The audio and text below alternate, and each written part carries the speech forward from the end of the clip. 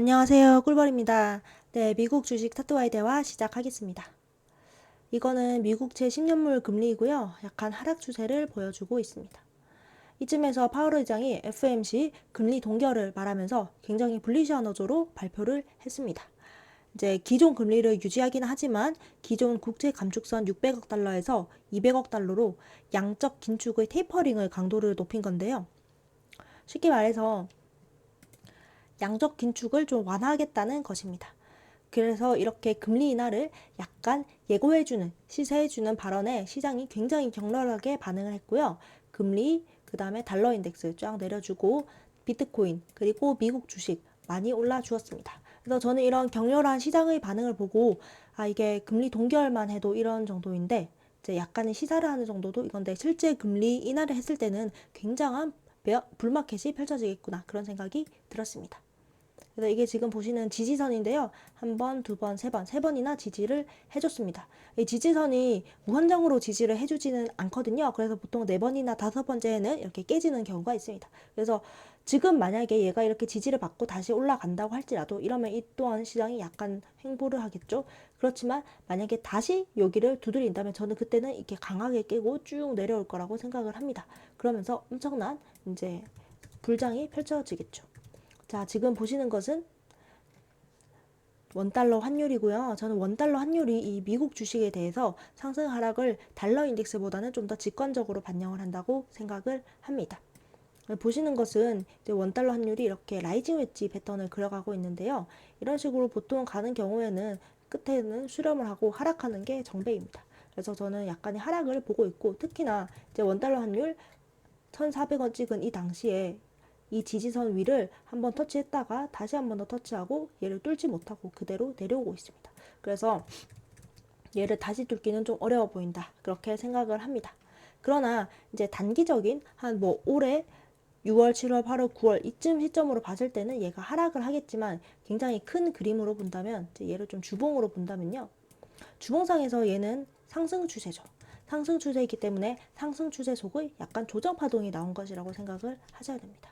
그래서 저는 얘가 이렇게 하락을 하더라도 원달러 환율이 예전처럼 뭐 1,000원대, 1,100원대 이렇게 가기보다는 한 대선 전, 대선 전까지 이렇게 내리다가 대선이 끝난 다음에는 이제 빅 이벤트가 종료가 된 거잖아요. 그렇기 때문에 그때는 또 뭐 주식시장의 암흑기가 찾아오면서 원달러 환율 동안 이렇게 튈 거라고 저는 생각을 합니다. 일단 단기적인 이제 월별 예측을 보자면 얘는 이런 식으로 하락할 것 같다. 그게 제 생각입니다. QQQ고요. 퍼포먼스가 굉장히 좋습니다. 얘 같은 경우에는 이렇게 5일선과 20일선이 데드크로스 할 뻔 했는데 그렇게 되면 보통은 추세가 살짝 전환이 됐다고 봐야 되거든요. 그런데 뭐 그러지 않고 잘 말아 올려주고 있습니다. QQQ의 경우에는 거의 이때부터 시작해서 2월 중순부터 거의 2개월 반 가량을 횡보하고 하락을 반복하고 있습니다. 그렇기 때문에 TQ 형태로 주식을 가지고 계셨던 분들은 이제 굉장히 지루함을 많이 느끼실 텐데요. 저는 이번 불장에서는 이 TQ 포지션을 약간 안전 채권 비슷하게 가져가시는 거를 권합니다. 얘가 변동성이 크기는 하지만 뭐 코1이라든가 속슬처럼 엄청나게 크지는 않거든요. 그렇기 때문에 나의 전체 포트폴리오에서 TQ의 비중을 한 40% 정도 가져가면서 얘를 약간 유사현금처럼 쓰자. 그게 제 생각입니다. 그렇고 그래서 QQQ를 보건대 TQ 같은 경우에는 조금씩 분할 매수 예전처럼 계속하면 되겠다. 그리고 여기에 이 매물대 보이시죠? 이 매물대에서 좀 저항을 받다가 만약에 얘를 이렇게 쭉 뚫는 봉이 나온다. 그럼 그 다음부터는 어떻게 되느냐? 또 다른 차원의 문이 열린다고 보셔야 됩니다. 여기서 계속 막혀 있었잖아요. 이 막혀 있는 걸 뚫는 순간에는 투더문 하는 겁니다. 저는 대선과 맞물려서 이거는 굉장히 다가올 미래다. 그렇게 생각을 합니다.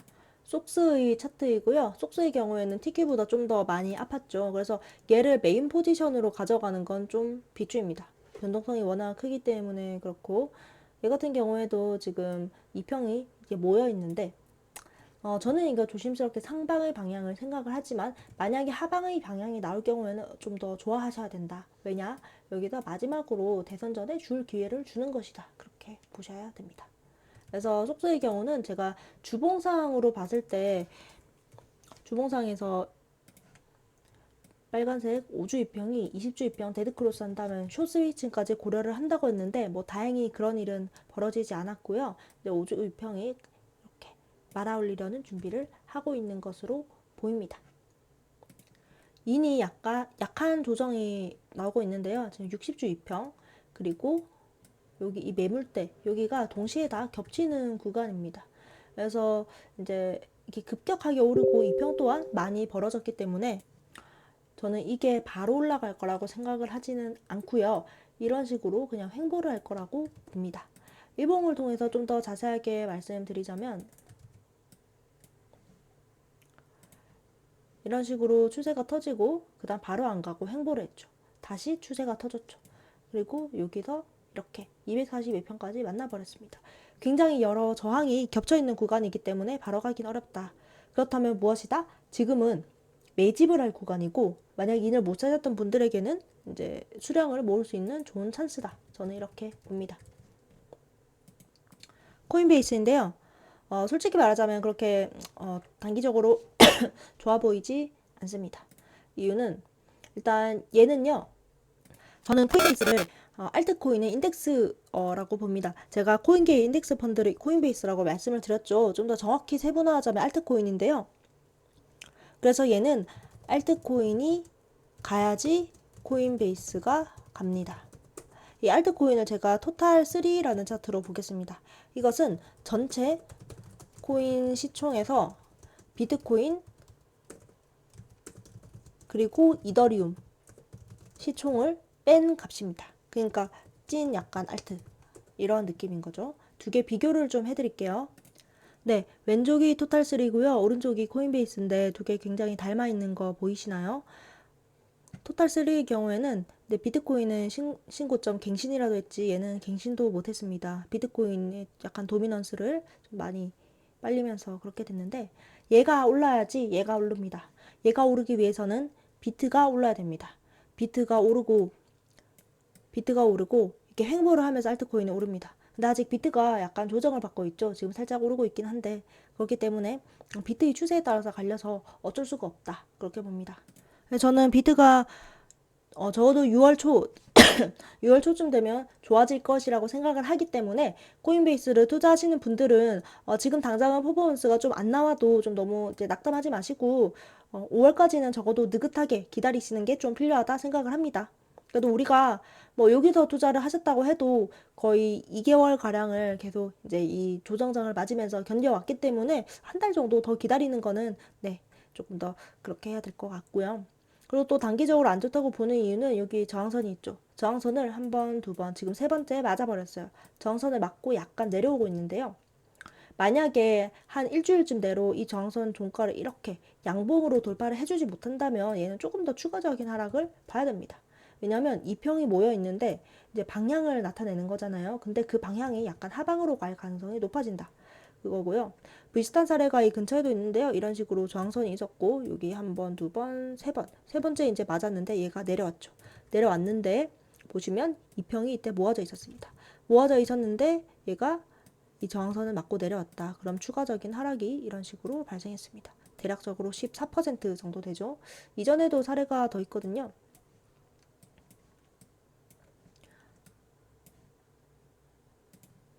여기도 이런 식으로 내려왔는데 저항 맞고 떨어졌죠. 맞고 떨어졌죠. 그리고 여기 이평이 모여 있었는데 추가적인 하락이 일정 부분 발생했습니다.